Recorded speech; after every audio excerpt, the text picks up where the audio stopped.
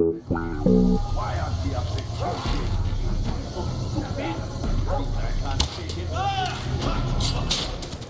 this year's Gamescom, we've been talking a lot about FarCry 3. We've been to the pre-release party, it was epic! And now one of the guys who made this game and is currently developing the game, could you tell us your name and your role in development? Sure, yeah, my name's Dan Hay and I'm the producer on FarCry 3. Very well. You're a character, and there are also crazy characters in FarCry 3. What kind of guys are we going to see at this island? You know, we set out to build FarCry 3, we wanted to make sure that it was an insane cast of characters. We wanted to make sure that you felt the emotion, that you played the emotion, that Jason comes to the island as a regular person, doesn't have any superpowers, he isn't a super soldier, he's a regular person, and he shows up and he's pushed a little too hard, and you kind of look inside and realize, what's he going to become?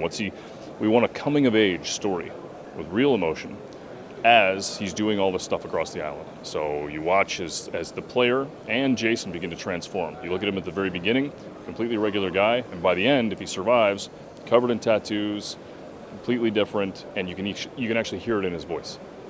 Sounds great. It's all about exploration and letting the island get to you or not get to you.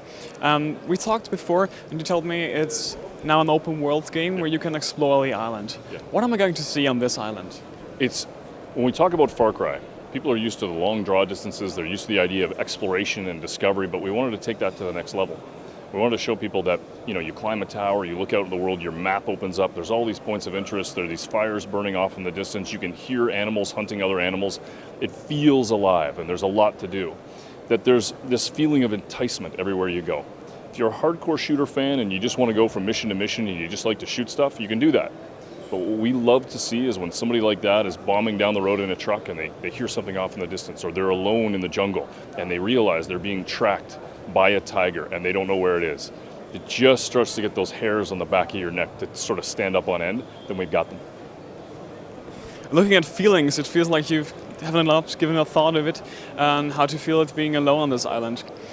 Aside from the story and all the feelings and atmosphere part, what in particular are you proud of looking at the gameplay? I think, you look at what we've done with the idea of taking over and getting that sense of, I have an impact on the island. Yes, the island has an impact on me. You see that on the player, you see that with the tattoos, you see that with Jason, but you also have an impact on the island.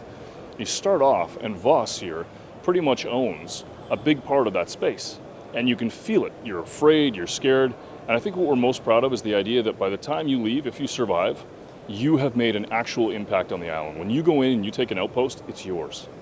You see that the civilization that's there starts to come back, right? You actually see that you're pushing Voss back a bit, and that the Rotkia warriors are getting stronger, and you really feel like the effect that you have on that environment. That was a huge push for us, and when we watch people play it, and they sit down for 30 minutes, and then after an hour goes by, they can't take it away, an hour and a half goes by, and guys, here, to take the controller back, they just want more. That's great. Could you tell us what the last words of Vaughn here are in the game? The last words? Oh, I can't tell you that. I can't say that, but I can tell you, they're crazy. Pull the trigger. Come on, motherfucker. Pull the trigger! Let's go shoot me! Let's go shoot me! Shoot me! You are me.